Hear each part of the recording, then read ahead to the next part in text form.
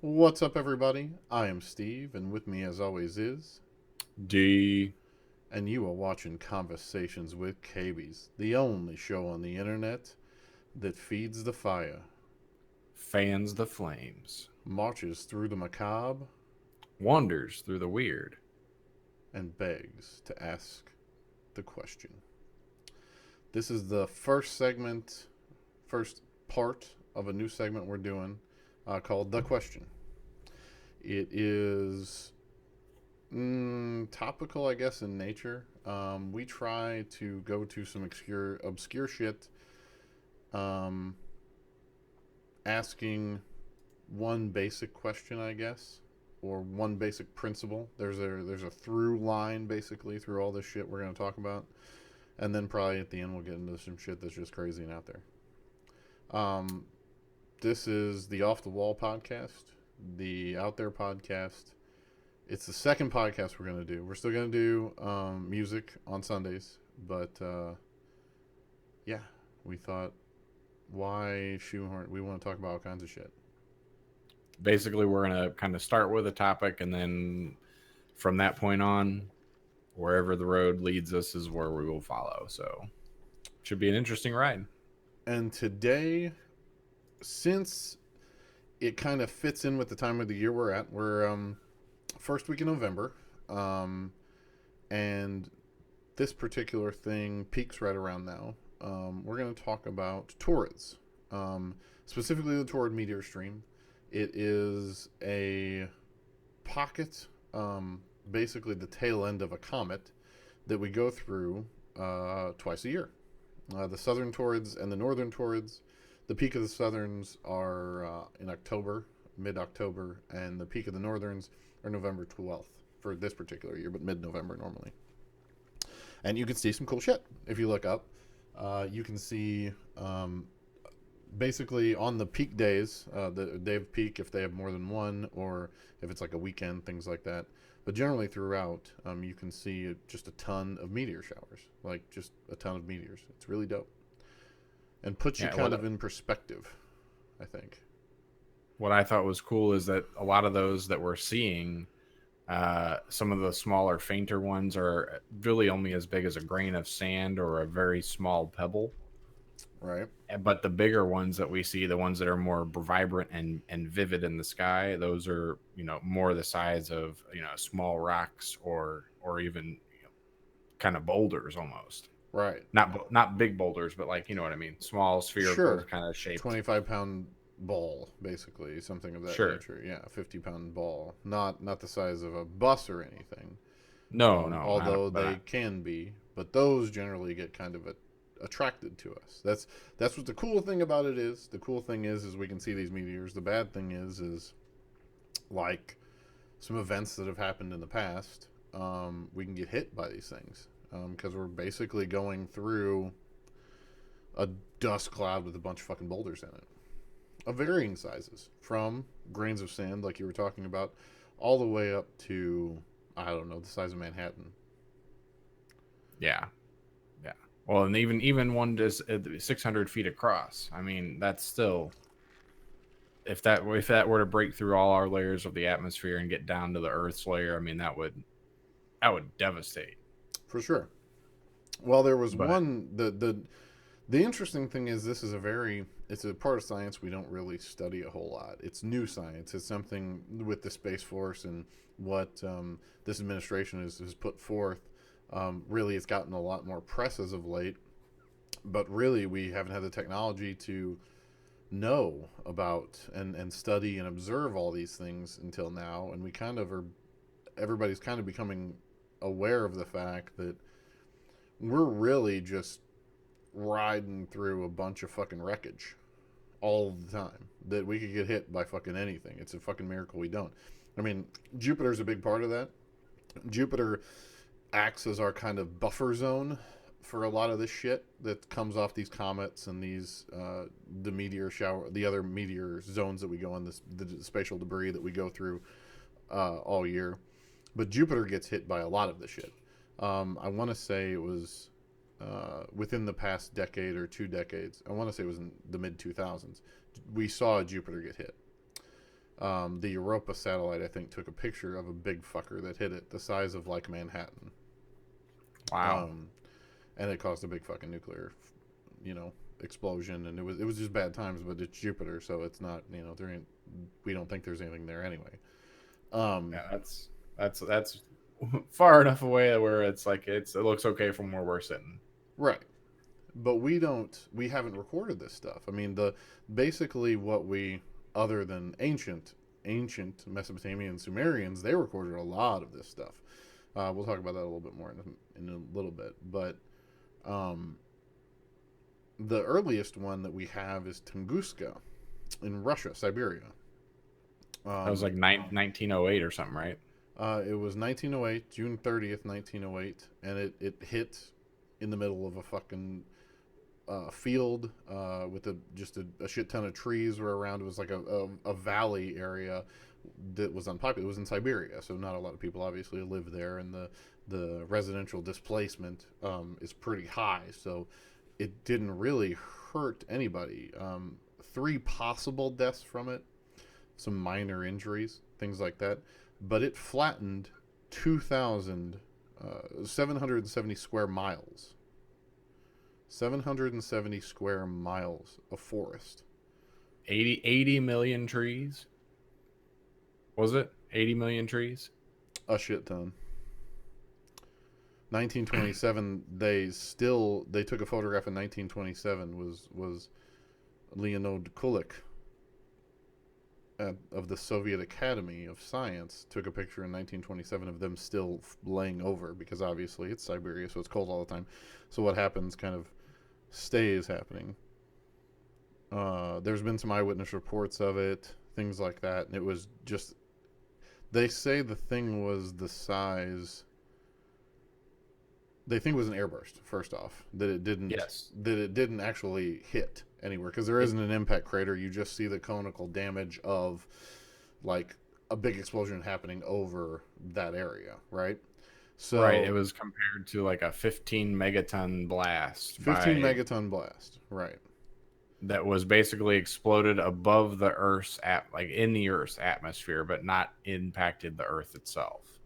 The airburst is what caused the flattening and the devastation.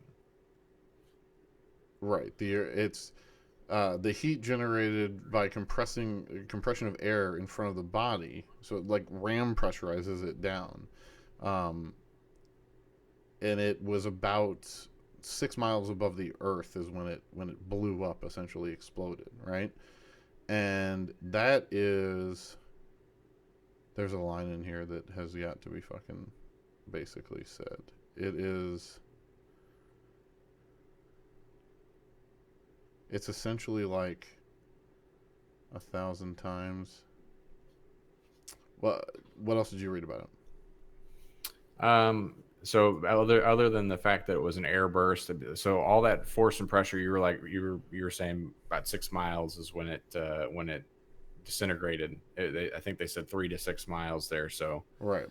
still well enough above the Earth's layer to not take any like massive debris impact. But I mean, you got to think if it did come in with that much speed and Mhm. force and was the size that they were saying it was, and it did disintegrate in the atmosphere, you're still going to have tons of small debris hit the Earth, which is going to create some sort of central impact zone. But that burst of just force that's behind it, but the solid material disintegrates.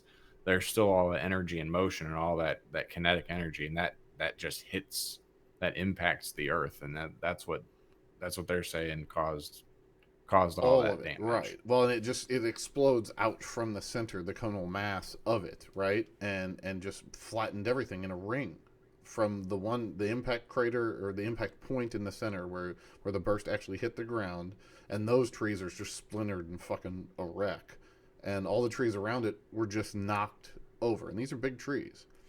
Right. But basically, to put it in comparison, a 15 megaton Earth, a 15 megaton explosion, what they think happened 6 miles above the Earth, is 1,000 times greater than that of the Hiroshima bomb. Yeah, that's unprecedented. Like you can't even wrap your head around what Right, that even right. would mean. It doesn't even, yeah, it doesn't even make much sense. And that was just a, imagine something like that hitting around, it was 620, rough, from 200 to 600 feet in diameter, right? And that's, imagine that hitting London. Imagine that hitting New York. Imagine that hitting somewhere of vital importance. Maybe we wouldn't be talking about this kind of stuff right now. We would have a way more advanced assault plan, if you will. Well, and what the funny thing is that it's hard to compare an explosion blast versus an air blast because again, there was no direct physical explosion that happened on the surface of the earth. It was an impact, not like a comet or a meteorite hitting the earth, but like a lot of debris scattered across probably a fairly small area, not much larger than the physical size of the object as it was coming into the earth's Well, I atmosphere. mean, a lot of the asteroid would have broken up the Exactly. meteor. So So there was much not even smaller debris scattered really across probably hardly any debris. Maybe some spherals and potentially nanodiamond type of things, and like carbon 14 and like high, like not native carbon 14 kind of stuff, like yeah, platinum extraterrestrial. and Right, other rare metals right, and heavy but not metals. not in a big sense. It basically it burnt up, and all that force of it burning up is what caused the blast radius effect of it. You know what I'm saying?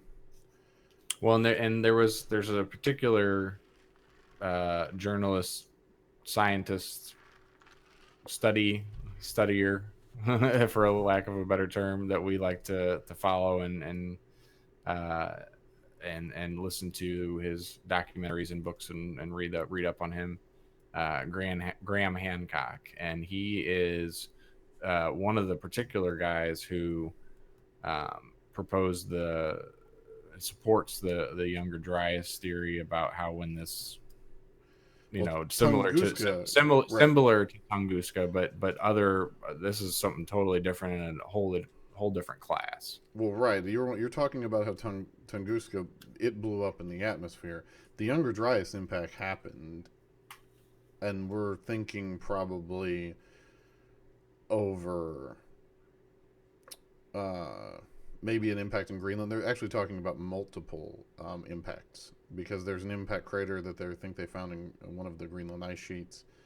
Um, like after some meltage, they found a crater. There is, and they want to say, like over British Columbia, in Canada, essentially, uh, above like the New York area, was essentially where it happened. There, it's hard to determine, just because it hit the North American ice sheet there, and the North American ice sheet was 2 miles thick at the time. So it blasted into that ice and flash boiled hundreds of thousands of gallons of glacial ice water and flooded essentially all of North America. That's where the Finger Lakes come from. The Scablands in the Pacific Northwest, those come from that. Yeah, Um, it was right to like the east of Lake Michigan. well, I mean, everything from Seattle, Washington State, over to Montana, everywhere. Like it all has it. There are uh, essentially so when it flash melts like that, right? There's these icebergs of ice that are they're riding along the flash melt water, okay? And those giant fucking sheets of ice pick up boulders and rub them smooth, right? Until they get down to where the ice is going to live and land, and then it melts, and all these beautifully round rocks are left behind. They're all over northern Montana and northern Washington State. They're glacial deposits from essentially surfing ice sheets on this fucking giant meltwater. that was hundreds of thousands of gallons. It was so okay. So the interesting thing about that, okay, so the early Pleistocene era, before the Younger Dryas impact, around uh,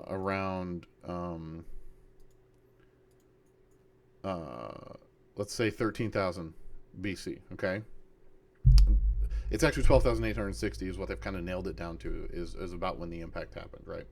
Right. Due to carbon dating and things like that. But let's just, for ease of use, let's just say 12,800, right? Which Um, previously was not even considered. It wasn't even considered into scientific evidence until last handful of years. this has all been pseudoscience. Basically, everybody is saying that it was glacial damming that caused a lot of the scabland areas and things like that. Complete. When you think about the scale of what you're looking at, it's completely irrational to think that it could be glacial damming, because there's just not simply not enough water. You only have thousands of feet of possible glacial dam water that could happen, and this was required hundreds of thousands over a period of 2 weeks, flooding all the way down to mid Missouri, to just north of like Ohio, um, like middle Ohio, Cleveland area, right? It just a ton of water, massive flooding, and I think that it wiped out probably a whole lost civilization on the North American continent. Graham Hancock also believes that. Many good books about it. America Before is a fantastic one. That's his latest one. It's really really good. A lot of this comes from that, but it's also science that Randall Carson has done, and the Younger Dryas Impact, the Comet Impact Committee. They've basically done a lot of this, but before the impact, we were in a like warming period, essentially a period of global warming, that is warmer than it is now. 3 degrees C, probably, maybe 6 degrees C warmer than it is now. And that impact happened. There was so much glacial water, it cooled the oceans enough to essentially cause the jet stream to stop and create the ice age. The middle ice age, the last little ice age that happened around 13,000 BC. That's how Are you fucking talking? much the Are you talking? comet. Are you talking about? So you're talking about the winter, that the instant winter basically that set in after the impact. Right. Yeah. Okay. And the impact caused that. It wasn't, and you would think, oh, well, it would be the ash clouds and shit like that. Yeah, that contributed to it. But the fact that we dumped hundreds of thousands of gallons of fresh water into saltwater oceans, okay, raised sea levels that much, it caused the jet stream to stop, which is essentially our central AC, like our our heating and cooling Vent, system for the Earth. It yeah. circulates all the Ventilation. air and keeps our temperatures the way they're supposed to be, right? Well, when that impact happened, it dumped all this water, also destroyed essentially the entirety of northern Canada, southern Canada, and northern United States. It decimated it, and ultimately we went into a nuclear. It was essentially a nuclear winter, or a comet induced ice age for uh, roughly 2,000 years. And the latest hypothesis is that another impact happened, a smaller one, which essentially kick-started it all back up again and created the warming effect that you see right after the Younger Dryas period into the Holocene, which is our current recorded history. And during this time of the Younger Dryas is when essentially the megafauna died. That's when woolly mammoths went extinct, and giant saber-toothed tigers and the big cats all went extinct during this time. And there was like were beavers, like beavers the size of gorillas, and like just crazy. The mega, there was a mega human, a Gigantopithecus, um, and Homo flores from the Indonesian islands, the dwarf, the elf, or the dwarf human, like the hobbits. All around this time, there's these microcultures of hominid that all got extinct around this time, and megafauna got extinct. I would just like to show my ignorance for a minute. Up until about, oh, I don't know, I think I was yesterday years old when I actually looked up what the definition of megafauna was, because all this time I assumed it was a vegetation type. Um, Megaflora would be yeah, vegetation. megaflora, yeah, absolutely. But megafauna I always associated with being a flora-like description. No, it's So just it was giant. It's the giant mammals, the big mammals. what's funny is the actual definition is any adult mammal or like any adult human or animal that is over 97 pounds. Interesting. Yeah, That's bad terminology then. That's it interesting. is. It makes you think. We're talking And that's 700 mega. pound That's plus. mega. Megafauna is Yeah, megafauna. wow. Interesting. But anyways, I'm with you though. I'm totally with you. Well, regardless, William, then it's not the definition that I'm trying to speak of. I'm talking about the big creatures, the ginormous no, fucking and that's what creatures. they're referring to. They But I refer mean, to the admittedly, woolly like mammoth the and the big saber-tooth beaver, tiger. but I think what they're trying to get in with that 97 is like the giant rats and the crazy things that were there then. You know what I mean? The that are extinct now. the ultra buff rodents before they were reduced down to mild household nuisance. Right. Well, I mean, think about it this way: the asteroid that took out the dinosaurs, where they found the crater in the Gulf of Mexico, so they're fairly certain of the size of it. That fucking turned the biggest, baddest beings on the planet into chickens. I mean, that's fucking what it could do to us. Oh yeah, or we could just not be here at all. Could totally wipe out human existence as we know. It could totally. I mean, humans could go totally away, and that's the problem I have with it. Though we have an opportunity, and I think we have an obligation to stop fighting amongst ourselves and trying to figure out shit to get mad at each other over, and start looking into this shit. I mean, we have the technology to knock this shit out. I mean, admittedly, again with the new space force, the new divisions of the government that this administration is trying to put forth, and which any the Air Force and NASA and everybody's trying to put forth. Um, they have a contract with SpaceX. They announced this a couple months ago, but SpaceX won the contract for asteroid diversion testing to come up with a vehicle that can attach to an asteroid and divert it. And they have an asteroid they want them to divert that's going to be not like close enough for impact or whatever. At least they say it. What they fucking tell us, not close enough for impact, and uh, they want them to divert it As a test or as a test. Yeah, to test the proof vehicle. of concept. Well, I mean, it's nice to test it before we actually need it. Yeah. Oh yeah. Yeah. That's Don't let good. the time you need it be your beta test or alpha test. Right, right. The interesting thing about that is if we can get somebody to it and we can divert the fucking thing, chances are good we could stop it too, right? Divert it, get it into a low orbit somewhere, like around the moon or something, or around wherever. Get it in a stable orbit, and we could mine the motherfucker. Hmm. And that's what the future is. That's how we're going to get fuel. That's how we're going to reduce our carbon emissions for jet propulsion and getting rockets into other spaces, going to Mars and shit like that. Like that's what Lunar Gateway they want to do with the moon base and Lunar Gateway. Lunar Gateway is essentially the ISS around the moon.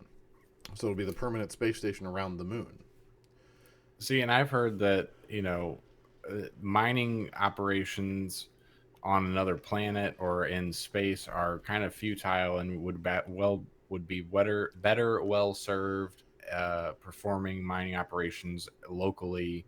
Like, so you set up a station or an establishment or a, you know, an outpost for mining operations on the planet or on Sure. the comet itself, and then you mine from there, Well, and that's then what and what we're try going to to do with the moon, and and try yeah, to. and try to set up an establishment there to where humans can exist while the mining is happening. Sure, and I mean that's what we're trying to do with the moon. Ultimately, that's Lunar's Gateway's job is to get people from ISS in a transfer, like a stationary orbit around Earth, to a stationary orbit around the moon, and then to the moon's surface, right? And then we're going to create a lunar base, and then we'll launch rockets from the fucking moon. We'll get a fucking launching pad from the goddamn moon and shoot the motherfuckers off from there because there's like no goddamn gravity. So jet propulsion is going to be far less from there than it would be from Earth. And then you can also mine all the things that you need off of the moon. And then the same goes for Mars. Same goes for everything else. But if we're diverting asteroids, we might as well throw them into fucking stable orbit and mine the fuckers. We already are taking the cost of getting there. You know what I mean? And especially if we have these little like imagine like big ass spiders, right? That we can shoot off from the moon that can Yeah, attach to the fucking passing comets or whatever, asteroids or whatever, meteorites. anything attached to the motherfucker, divert it where we want it to go, and oh, by the way, probably has a drill in the middle of the motherfucker and just mines it while it's fucking holding on to the bitch and stores its shit. And you could do a really cool way of doing it and actually make like the spider's legs the attachment points, also storage containers for the ores that you're mining off of it. And then when you're full, pop off, coast down to the planet that you're orbiting, where your base is at, and dump your load, shoot another one back up there, do it again. Do it again. I mean, it once we get there, the possibilities are endless, and that's what's interesting. It's like a new. We're close to a new frontier, and it's to me. I'm the reason why I think we haven't gotten there yet. Ultimately, is because of capitalism. There's no sense in going there. We have enough money to make on here. Why would I spend the money to go somewhere else when I can make my money here, right? And ultimately, think about what happens every time we open up a new frontier. The Western expansion. A ton of new people got rich. Okay, a ton of new people got rich. Imagine if we open up space, where it's the Wild West, where it's people with like ambition and engineering skills and smarts can go somewhere and fucking make some fucking money. It's the Wild West again. And that's not good for capitalism because a lot of new people making money means I don't have like all of it still. Like I don't like that. I like all of it. Like that's anybody who's got all the money wants to keep all the money. Well, just like always, they'll regulate it and mandate it and fucking, you know, tax it to the nth degree. Sure, but that's later. That's after 50 years of us doing it. That's it's going to be So Wild you think West. it's all going to be private sector stuff first to start before it goes out to The government doesn't government? have the morale, nationalism, or the balls to do it. I don't think the cojones to actually with Challenger's failure and things like that. The government doesn't want to make mistakes, and I am totally for that. But sometimes, especially in the past 25 years, I wish they would get the balls of like Voyager and Apollo. You know, when we had a goal and we got there based on fucking sheer will rather than micromanaging and bureaucratizing everything like they do now. And I mean, safety is great, and I get safety, but um, yeah, there's we waited too long. We're 15 years behind where we should be. And it's going to take a while to get back up, and private sector is the only way to make that happen, in my opinion. Well, And and it's being well spearheaded and funded right now.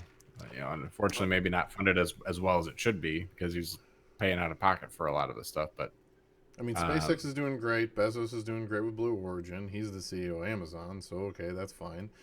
Um, nah, he wasn't doing anything. There's others. Artemis is the ULA, the European NASA essentially. Their consortium is good. They're doing good. China has done 2 failed moon landings, which sucks. But they've gotten this last time they got really really close.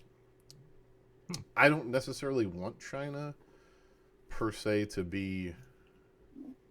I don't know. I mean, ultimately, that's a dictatorship, and it's interesting in and of itself. The China thing's interesting, um, but I think that's China's going to shake itself out over the next 50 years and be a totally different place in 50 years. So them getting on board with space is great. I mean, everybody in space. I don't care. Like I really don't. The more the merrier. Find more shit out. right, and that's the good thing is like if we can be, universally national with each other and share our information as each country kind of finds out, and not be a competition like it was back in the 80s or whatever. Um, was it 70s or 80s? 60s. 60s. Sorry. Apollo was 60s. It's okay. It's fine. It was John F. Kennedy 60s. We will go there, right? There you go. But and that was the Cold War. We were up against the Soviet Union. Soviet Union is no longer in power. China is the closest thing, I guess, to the Soviet Union as far as that goes. And I mean, Russia's not really that much better. They're all. I mean, it doesn't. As far as this goes, it doesn't matter politically. That's what the space is the great equalizer, because you'll die just the same.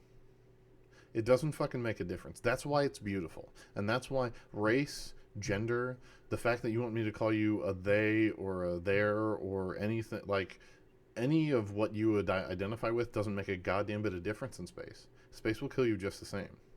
Mm-hmm. It doesn't fucking make a difference. And that's what's beautiful about it. When you can look up and realize that we're all just us, just humans, on this big fucking ball going through the fucking space at fucking zillions of miles an hour,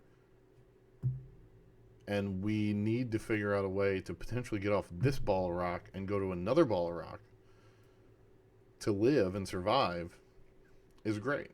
And I mean, that's ultimately what Jeff Bezos is, at least what he says his mission statement is to more or less all dirty mining, all carbon rich shit is off world. The only thing that stays here is clean stuff. Like the only thing that stays here is clean energy, solar, things like that. You know what I mean? Clean power producing. But all mining goes off world. We go and just fuck up other places. I mean, but it's not necessarily fucking it up. It's tapping them for their resources. And if a planet like, let's say, Mercury or Venus can't be habitable at all, but it's got some really good fucking minerals on it that we can mine robotically or otherwise, why the fuck not?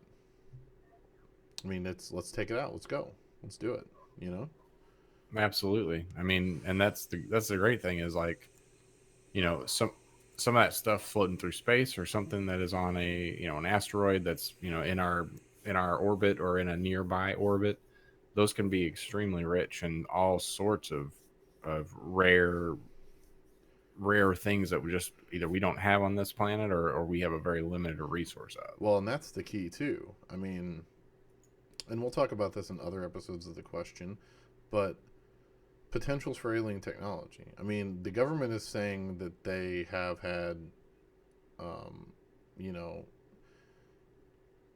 a unidentified. They call them something different now, AAWs or something like that. It's A Yeah. AAUs, something like that. Whatever. Regardless, UFOs. I mean, alien technology. The reason for maybe the potential for alien technology and alien propulsion is because they have resources on the planet they're on that we don't here. And if we mine comets and asteroids and other things, maybe we can find some of those and reproduce some of this technology. Is it UAV? No, UAV is a government, like a Call of Duty thing. No, yeah, I know that, but I forget what they call it now. UAP, unidentified aerial phenomenon. Okay. Yeah, UAP. But yeah, no, I Regardless, hear you. anyway, but so that's my thing. Like, let's get out there. Let's find this stuff because that's going to be the unifier.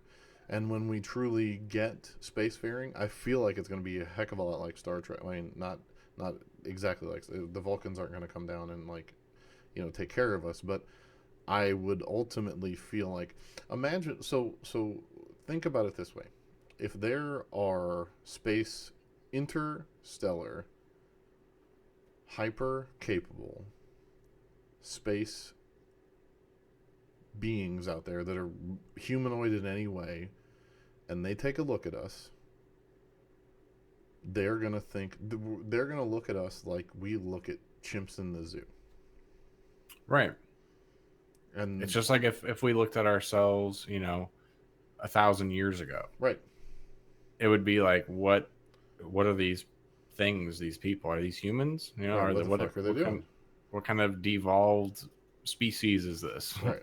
Right. And that's, I mean, ultimately when we get more spacefaring and stop fucking up our planet and using other planets as potential places to gather resources and things like that, that's that's the key. Like when we can celebrate our planet rather than ostracize our differences, that's that's going to be a really cool time. And ultimately, and maybe I'll leave you with this. Ultimately, I think that Mars expedition is very, very important because I don't think I'm the only one, but I may be, that thinks that maybe that's really home. Mm, it's possible that we are descendants from, let's say, a former spacefaring civilization that was on Mars. Mars went through a cataclysm, a, a meteor strike, a comet strike. It totally fucked up Mars, made it inhabitable, and they came here. But Mars has resources we don't have, aren't able to fly anymore, aren't able to do the things anymore, and they devolved and seeded this planet. So like survivors from the planet were sent here to establish a new colony and Potentially, repopulate. potentially, or something as simple as they could have slung rocks from Mars to here, filled with DNA, filled with single cell organisms, stuff they know genetically would maybe they have genetic modification and they knew how to map from single cell. I mean, we don't know shit about. I mean, we say we know everything about fucking genome, but we don't know shit about genome. We just mapped the motherfucker like 20 years ago. Like it's not. We don't know shit. 30 years Well, ago. what's funny is the more we learn as a culture and as humans, the more we learn we don't. The Know more we anything? find out we don't know. Yeah, we don't know fucking shit. And I'm wondering if maybe that, let's say half of Mars, and this could be a cool story, but just what if? Because I want to kind of end these on a what if to get you thinking. What if Mars was going through that kind of a cataclysm, like an impact just fucking happened, and they knew the atmosphere was going to turn to shit really quick, right? So Like global cataclysmic global, event. and they had a decent precursor to it. They were advanced enough as a technology to know their own fate, relatively maybe a couple years, maybe as much as a couple years before it happened.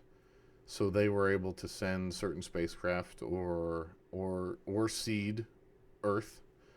Um, it actually I kind of like it better if they seed us, meaning they don't have space. They're not spacefaring. They're just wise enough to know all these things and have geometry well enough to know cycles of Earth's rotation with Mars's rotation to where they could shoot a fucking rock full of shit here and seed us. And the rest of the population of Mars went underground. And they're currently there right now. Just waiting. Huh. What But if do you there's think just a ton of caves and we're just roving around? so? We know that Mars surface, just to live on the surface of Mars, is uninhabitable as it is There's no without atmosphere. certain. Yeah, there's Right. just no atmosphere. That's basically it. We could live off the land. That's what planning Mars habitation is going to be. We're just going to be in biodomes, essentially, Right. micro atmospheres. But we're gonna grow off the land. There's water there. We're gonna pull water from there. Right. There used to be running waters. There was floods and shit. Newest Curiosity footage pictures showed um, a like a like a erosion wall from a big flood in one of the craters that it went through, which in turn leads me, you know, what causes floods? Earthquakes, massive seismic activity, impacts, things like that. I mean, it could have been earthquake related, but what if they were advanced enough to bore into Mars and they're just now, literally now, they're Martians inside Mars? What if? What if they just live there and they're waiting for us? And that's why. So the Curiosity rover. Uh, Hold on just one second. Let me grab Well, this. while you're looking that up, let me talk about this quick little fun fact Sure, for do you it. guys. Go. So, the when we were talking about the Taurids and the what is known as the fireballs through the sky, that's going to be peaking on November 12th, which will probably be just like a couple days after this podcast posts. And what's cool about those is that those things are in orbit around our or around, coming in close proximity to the Earth so we can view them. They're traveling at speeds of up to 65,000 miles per hour. That is insane. That's 17 miles per second. 17 miles. It is insane. It is insane.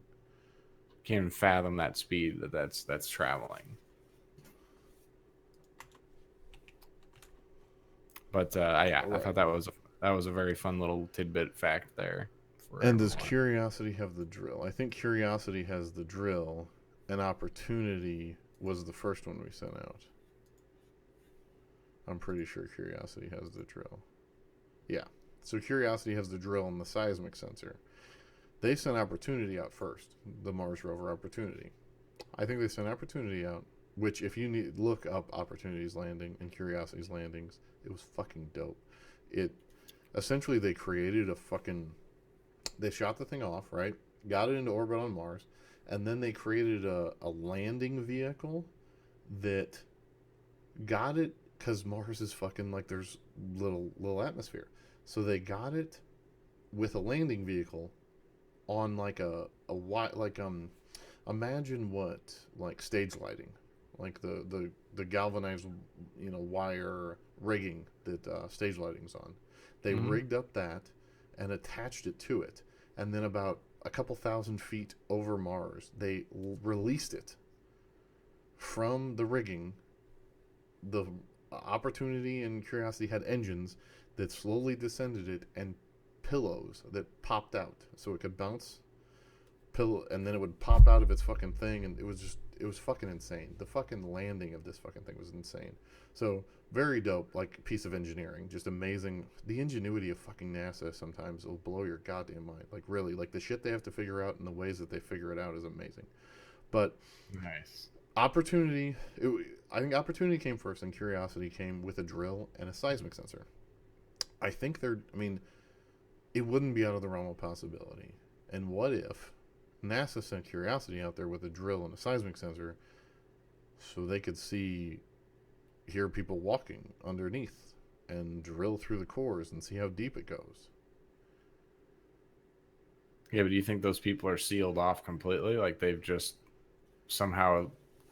Well, if they had the technology to seed us, maybe they had the technology to put up barrier walls like Live a completely subterranean life. right, where they would block off any access holes that or where the zero atmosphere would come in with screening or holographic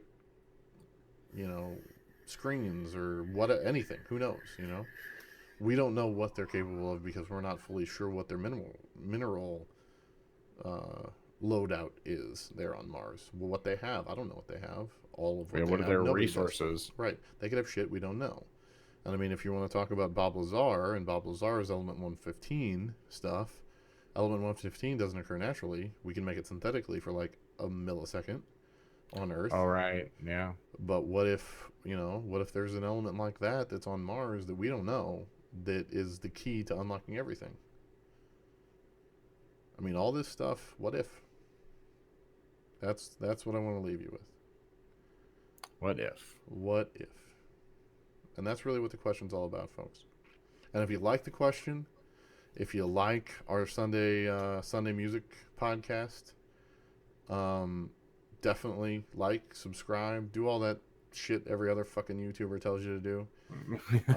Because honestly, I just like talking to you guys, and we like hanging out and talking bullshit. So, um, anyway, give us a little encouragement. That's lovely. If you're just here to lurk and watch, I'm cool with that too.